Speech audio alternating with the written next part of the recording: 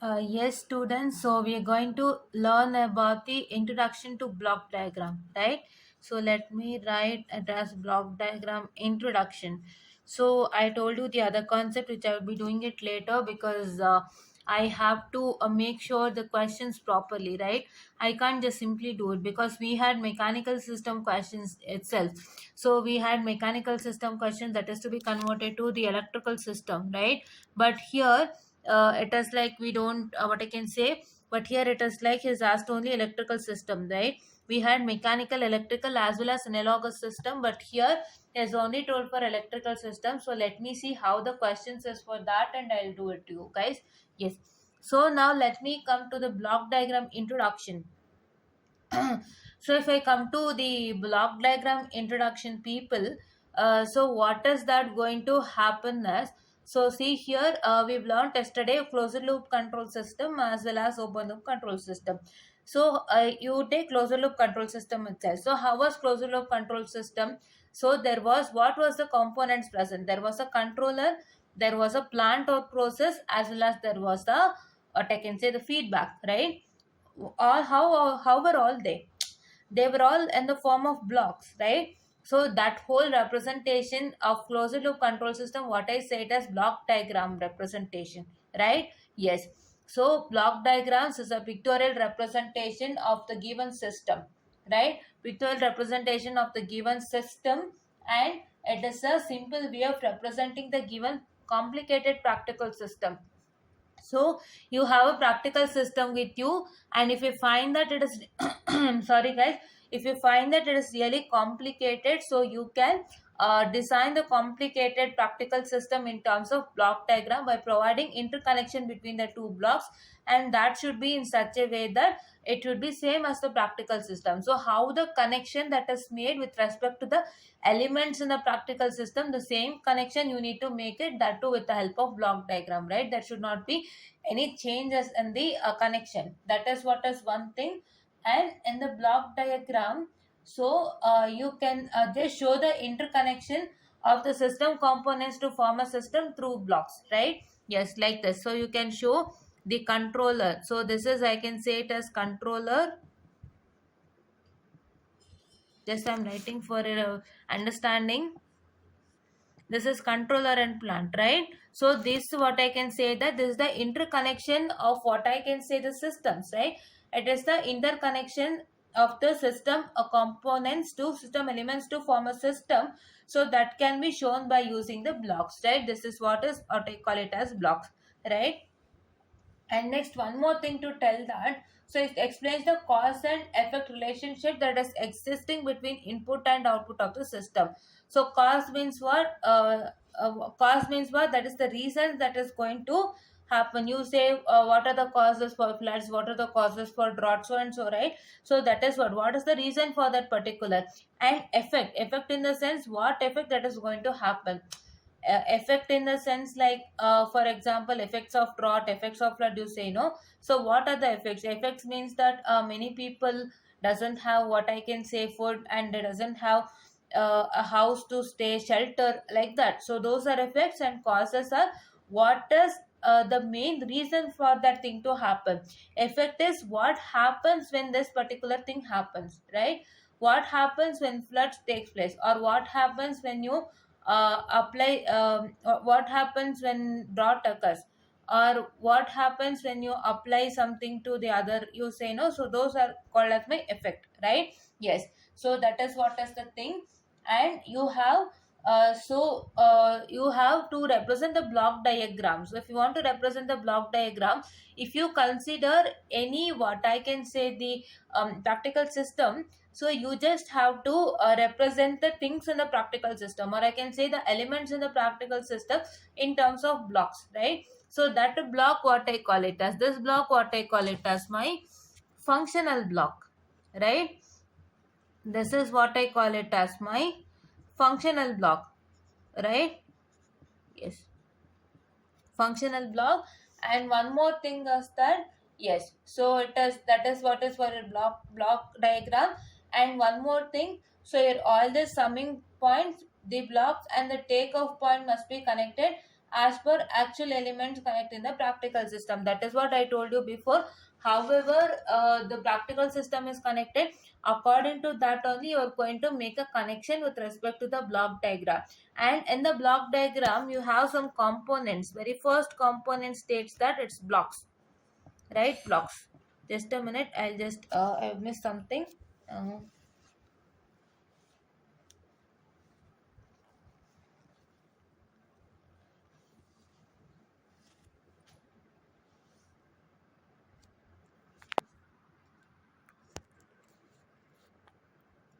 Now it is clear. Yes, it's clear. It wasn't clear that much.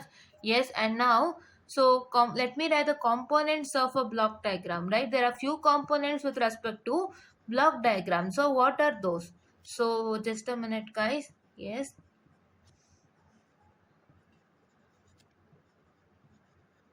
Yes. So my very first component is blocks itself, right? You can see here only it is there, right? In the name itself says blocks. So you're going to write blocks and transfer function of each and every element that is shown inside the block, right? Transfer function of element which is shown inside the block. What is the transfer function?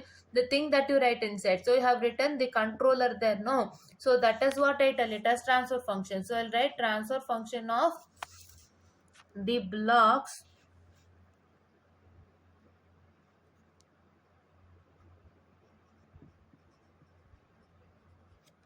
that is present inside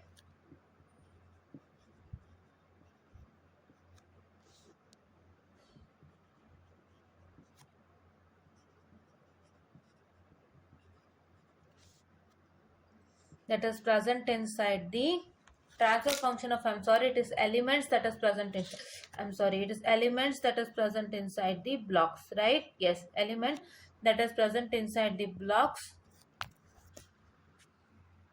Yes, guys, now it is clear. Yes, it is more clear for you people, I guess. Now, just a minute. Yes, yes. So now it is more clear for you, right? Yes. So I'll hold it like this only. So it is quite difficult for me to hold. And third one, what is the third one? Is the summation points, summing point.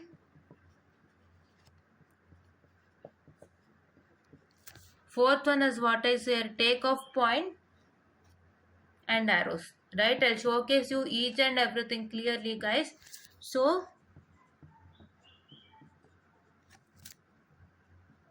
fifth one is my arrow, right? Yes. So let me take one basic example for you people, guys. So just a second, I'll just take a basic example for you people. So let me write that example here and I'll just showcase to you guys. Yes. So yes guys, this is the basic example of liquid level control system, right? Here you have a controller, here you have a pneumatic valve, and here you have a float, you know, right? You can see it in what I can say, the water tank, that bigger round one, that ball you can see, right? So as per your increase in the water level, the float will also goes up, right? If there is no water, your float will be down here itself, right? This is there is an increase in water level, also float will also increase according to that, right? And this is what is my output. So now what I have to do is I have to write all this in terms of block diagram, right? So to write all this in terms of block diagram, you know that for any control system, so you have a controller, you have a what I can say, the plant or the process, and you have a feedback. So first you're going to analyze all the three things first. So which is your controller? Your controller is given directly, so no need of controller analyzation. And you have to analyze what is the, what I can say, the float, which one is the float, as well as which one is the, I'm sorry, which one is the feedback, and which one is the plant, right? So now float is your feedback. How float is your feedback? Float is your feedback is because the reason is that, so the level of water, just a minute, I'll write it, guys.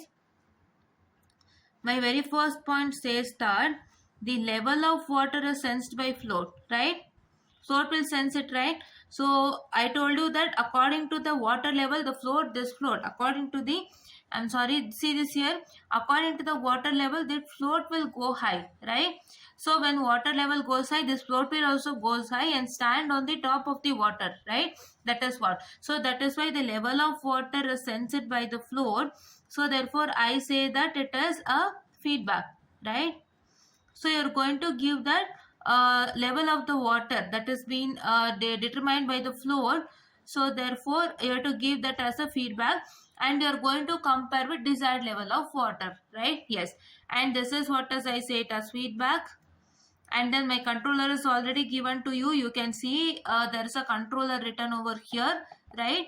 And then my next one, what I can say is that, so according to the float position, so just a minute, I'll just tell all those things later. So first let me write the diagram clearly, right? So here you can observe that this is what is my complex system, and I am trying to minimize this complex system with the by the use of block diagram concept, right? If I use the block diagram concept, I got to know that my float is what? So my float is the feedback, and my controller is this, and my pneumatic valve. So pneumatic valve is what? It is a plant or the process. How it is a plant or the process is because, so see, the concept is simple.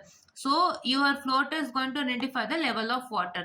When it identifies the level of water, so that output from the float is given to your, what I can say, the error detection unit. So wherein it will compare the level of the water with the desired level of the water. That is, it will, what it will do, it will compare the what I can say, it will compare the actual float position with the desired level of water.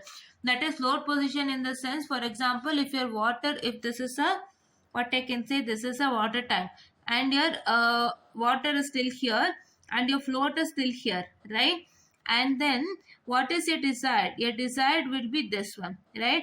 Your desired water level should be this one, and your float should be here.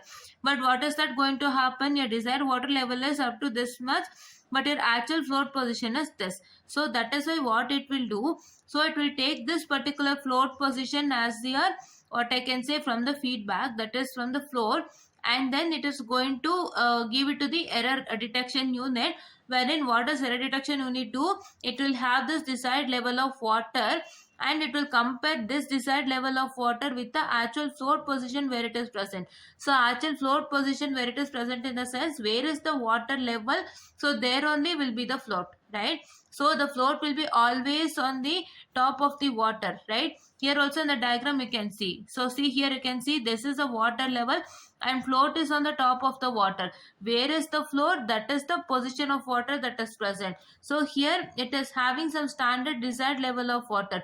It will compare this desired level of water with this actual position of the float, and what it is going to do, it will give an error signal to this particular controller.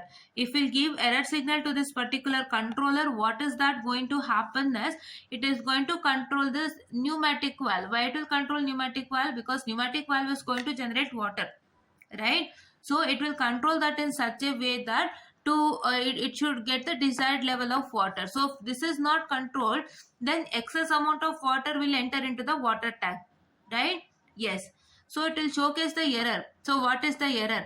And according to that error, and according to get the required solution, so it is going to, what I can say, it is going to control the pneumatic valve in such a way that, so it will get the desired, what I can say, the actual level of water, right? That desired level of water, to get that, it's going to control that pneumatic valve. So then what is that going to happen is, when the required level of water is reached, so when the required level of water is reached, what is that going to happen?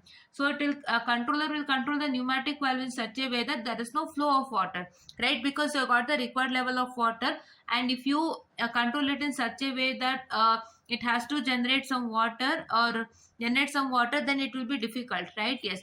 And if your water level has been reduced, right, and if your water level is being reduced, so therefore what is that going to happen is, it will control the or what I can say, the pneumatic valve in such a way that it will start the flow of water in the tank, right? That is what is one thing. I guess you got it, and let me write the diagram. So yes,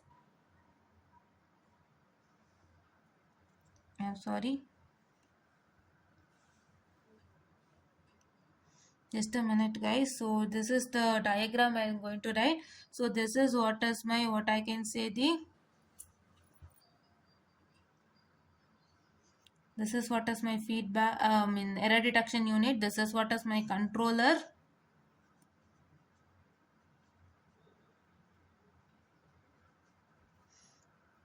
and this is what is my pneumatic.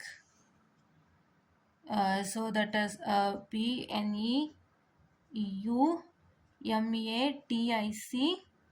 valve, p pneumatic valve, valve. It's not UE. UE becomes value. It is valve, and here it is tank. So tank is also one extra element that is required for you people, right? Yes. And this is what I take it as, what the actual position, actual level I can say. So don't forget to write the arrow marks, because arrow marks determine the, what I can say, the connection between the two elements, right? Yes.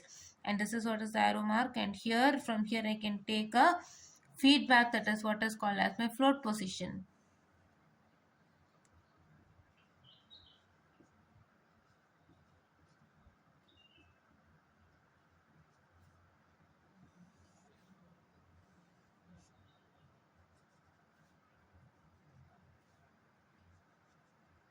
Yes.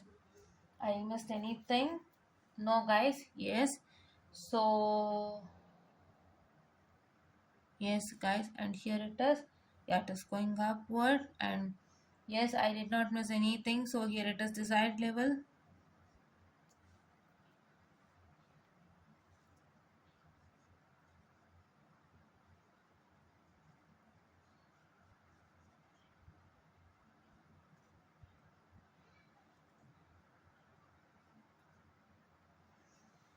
And this is a summing point. I'll just write the summing point, that is addition and subtraction, and this is what is my summing point, right? Yes. Yes. Right, I'm sorry. So now clearly understand the concept well. So see here, I told you that the floating position is being given to the error detection unit, wherein it is going to check this particular floating position to the desired level of water, and it will give some error, and that error is given to the controller, and that controller will control in such a way that, what I can say, it will control in such a way that the pneumatic valve, so control the pneumatic valve in such a way that, what, it will control in such a way that, so it is going to release the limited amount of water to meet the desired level, right? And then it will be given to the tank, and the tank will become somewhat equal to the actual level of water. So then once again, this will be given to the floating position, and it will go to the error detection process. So when it will and the process will stop. So when the error detection doesn't find any error, yesterday I told you, when the error detection does not find any error, or I can say that when the what I can say, the when the actual level of water is being achieved, so therefore the controller will control the pre-pneumatic valve in such a way that there is no flow of water. But if all the water is used, or if all the water is drained off, so the controller will control the pneumatic valve in such a way that there is a flow of water to the tank, right?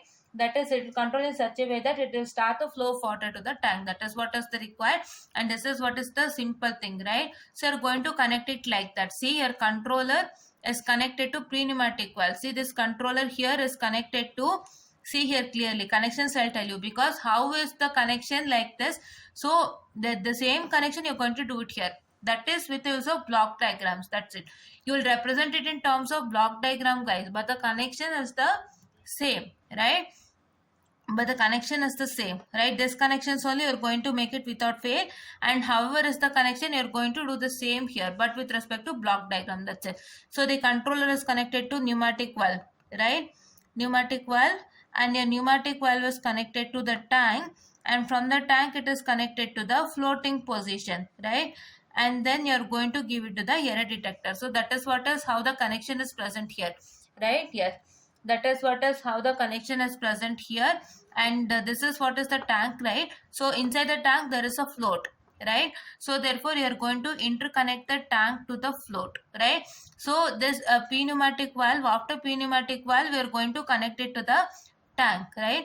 You're going to connect it to the tank, and pneumatic valve and tank have some connection, because whatever the water that comes from pneumatic valve, so that has been given to the tank. So therefore this pneumatic valve and tank have some connection, and then from the tank there is a float over here that is present. So therefore that float you are going to connect it to the tank, is connected to the float, and then this is given to the error, right? And this is what is for this particular basic example. And let us come to the advantages and disadvantages now. So in the case of advantages, just a minute guys, I'm sorry. Shit. Yeah. So if I come to advantages and disadvantages, let us learn the advantages and disadvantages, and what I can say, the easier manner, right? Yes.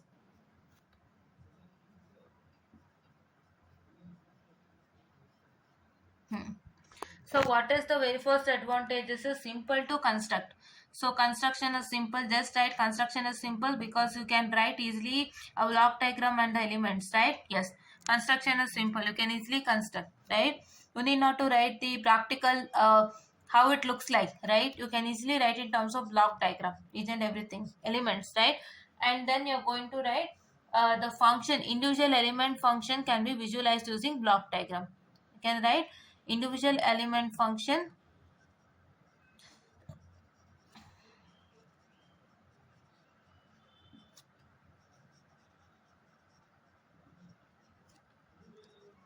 can be visualized by block diagram, right?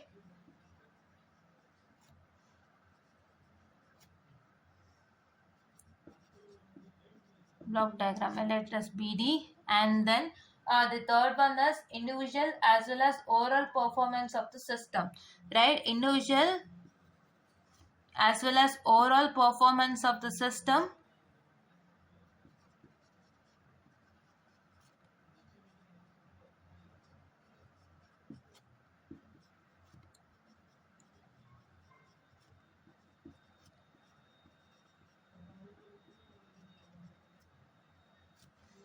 as well as oral performance of the system. What I can say, it can be that is what I can say, the reduced by it can be what I can say, the studied by using the transfer functions as shown in the block diagram, right?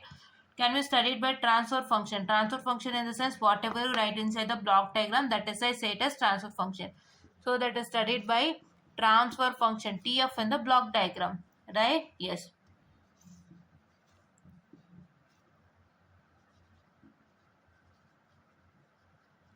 Yes.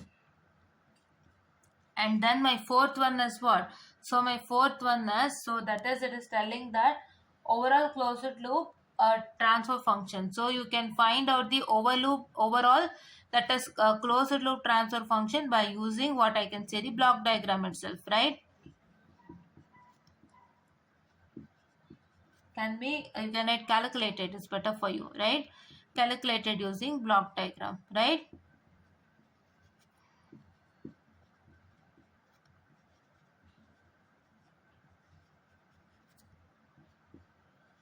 Next, so if I come to the disadvantage next, so what is my disadvantage? So my disadvantage is that block diagram does not include any information about, I'll just showcase to you in the book itself better. So see here, this is the disadvantage. So the disadvantage that states that the block diagram does not include any information about the physical construction of the system. So it does not include any information, right? You just write it in the terms of block diagram. See here, I'll just showcase to you again. Just a minute guys, I'm sorry. So this is so here it doesn't contain any information on the physical construction in the sense how the elements are being constructed, how the elements are present in the physically. So that information is not present in block diagram, right? And source of energy is generally not shown in the block diagram. You don't show energy sources in the block diagram. So that is what is one disadvantage, and this is what is for today's session. And tomorrow we are going to learn with respect to what I can say, the block diagram, that is reduction rules, right? Rules, some of the rules are present for block diagram reduction, that we are going to discuss in tomorrow's class, right? And I guess you hope you understood the block diagram clearly well. Block diagram is nothing to you, it is the, what I can say, pictorial representation of all the elements, right? And there are some components of block diagram components, that is block, the transfer function of the element that is present inside the blocks, and summing point, that summation point you have takeoff point you have, and an arrow mark you have. And I clearly explained you with respect to the basic example, right? So that I guess you understood, and you understood also the advantages, right? Yes, you understood the advantages, and this is what is for today's session, and thank you.